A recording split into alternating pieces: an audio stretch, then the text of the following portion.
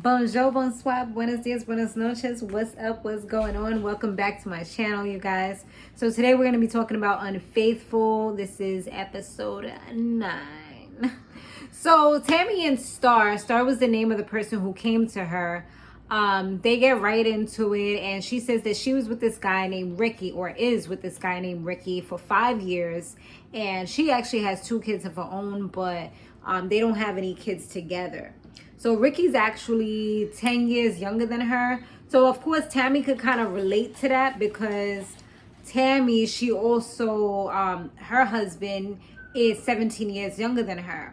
Another way where they kind of related was that this woman, she's trying to get her tubes reversed, because at 21, that's when she did it. I guess she just was over having kids, and she said her kids are grown, but now she's trying to have kids with this guy, since, you know, this is her future. So Tami, obviously, a lot of us know that with her husband Reggie, she felt like she was going to hold him back, but for him, he said, well, maybe this is just my thing. Like, I'm not meant to have kids right now, but I just want to live the rest of my life with you.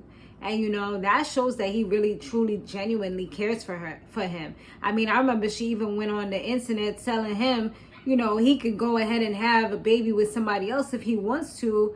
And she's perfectly fine with it, because she's not going to be having any more kids. Like, she can't put her body through that anymore. You know, she was doing the IVF and all that stuff, and even thought about a surrogate, I believe.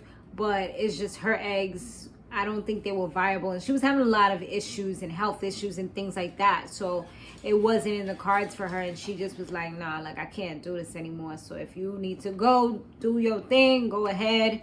I'm perfectly fine with it. So at least that shows how selfless she was, you know. And luckily he didn't take the bait, because I know that would have really been weird. But luckily, you know, he was the type of man that was like, nah, like, I'm good with you if it's just gonna be us. So anyways, so now they did a whole surveillance on this guy, and he did go to the bathroom with a girl at one point for like 30 minutes, but, you know, they couldn't really see if anything was going on or anything like that, even though it could, because people could do a lot in 30 minutes, honey. But, you know, Trey seemed innocent enough. He's a club manager, so he be in the club a lot, and he was flirting, from what Star said. Like, he was flirting with women in the DMs, and one girl did come up to her at one point in a club saying, you know, he was flirting with me, how that's your man, you know. So pretty much embarrassing her. And she said she was just kind of sitting back, just watching the whole, you know, just chilling, like taking it all in, like everything the person was saying.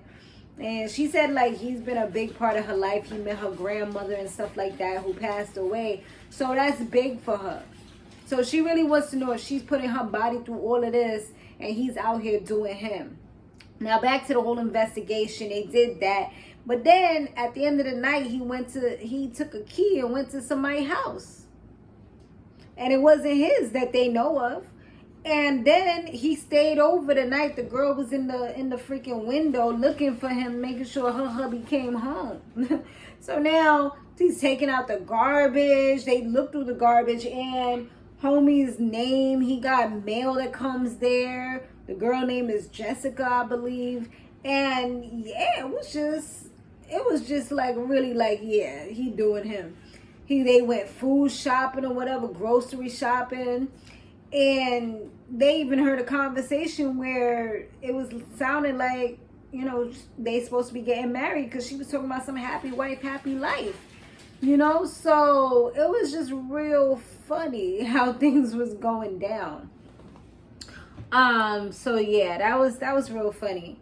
So Star, she got mad that he was playing with her or whatever, and because once she saw the video, she got upset about it. But I kind of felt a little disappointed, because I felt like when they asked her, you know, like, what you gonna do about it, like in the beginning she's like, oh, you know, I just need to know so I can move on. But then when they asked her, like, once she actually was seeing the proof of him actually doing wrong, it's kind of like she was folding, saying, well, you know, I gotta see what he wants to do.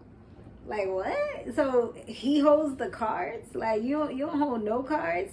You went on this whole show just so you could find out what you already had intuition about, and still stay with him. So it's like, at the end of the day, what was really the point? And now he knows that you'll stay regardless of anything. So now he'll just be a little bit smarter about it. You know what I'm saying? Like, now he just gonna make sure you don't find out, because he's still in the clubs. You know, he still has a phone. Has he learned anything? It didn't seem like it. Because when they pulled up on him, because they said, what you want to do, the takedown or the team up? She wanted to do the takedown. They did the takedown. She tried to fight everybody. Star was like, you know, on 10, trying to fight everybody. Not really getting any answers at first. Had to separate them. But he was just lying constantly. Saying, oh, she just my friend. She my friend, you know what I'm saying? So he wasn't really saying who Jess was. Jess said she was with him for 2 years. She said that Jess finally said that, you know, she didn't know anything about her or whatever, and that he had actually came up to her in the club, and that's how the whole thing started.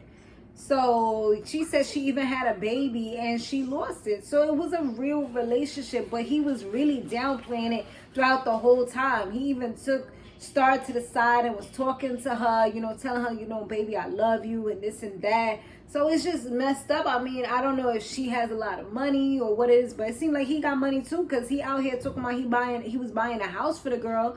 He told her, like, I'll call you later. That's literally what he told this girl. She said she don't want no parts of it anymore. But I feel like she probably will, especially since he's about to be giving her a house. I don't know. I feel like she might just be sticking around if he say the right things too. So they probably gonna all stay in this love triangle. You know, he's just gonna be a little more discreet. Now she knows, so now she just gotta like play the background a little bit better. You know, not expect too much. And they were gonna live happily ever after. At the end of the day, maybe they should team up and let this girl be the surrogate. That way this girl don't have to go through so much, you know, Star. And they could all be a happy little family. I know I'm talking crazy, but I mean, in a perfect world, it could happen. But then again, she lost the baby as well, so that's probably a traumatic experience for her. And on top of that, she did want to have her own child, so it probably wouldn't work out for the best. But it was just a messy situation. But at least the two women were able to eventually get to a better place where they can look at each other and not be going, you know, kind of going off on each other or whatever. So at least that was a little step in the right direction. But Star took many steps backwards, because I feel like she didn't really even make him pay. Like, she really didn't make him work for her, you know, to get back in her good graces. It was just like, all right, like, you're good, come home. You know what I mean? Like, he's gonna keep doing this because he just was taking this whole situation as a joke. But I mean, and even Ken had said it earlier. He was like, what he's doing is called pocketing, I believe he said. He was like, when they kind of have you in their pocket, they kind of separate you from their friends and from everything else, so that they can kind of be able to do what they want with you. It's almost like creating a fantasy world. You know, they have you in the fantasy world and they have the real world. One of them is the real world, probably Star. You know, that's the one where you do everything with. This is the one that he does, you know, all the grown-up stuff with. And then he has the fun one where he keeps, you know, separate from everybody else or whatever. Or it could be vice versa, where that one could have been in the pocket. You know, she don't see the friends, don't go anywhere, whatever. And the other one's the one that has all the fun and all that other stuff. So, but yeah, y'all, it's crazy. That's pretty much the episode. Let me know what y'all thought down below. I'll see you on the next one. Laters.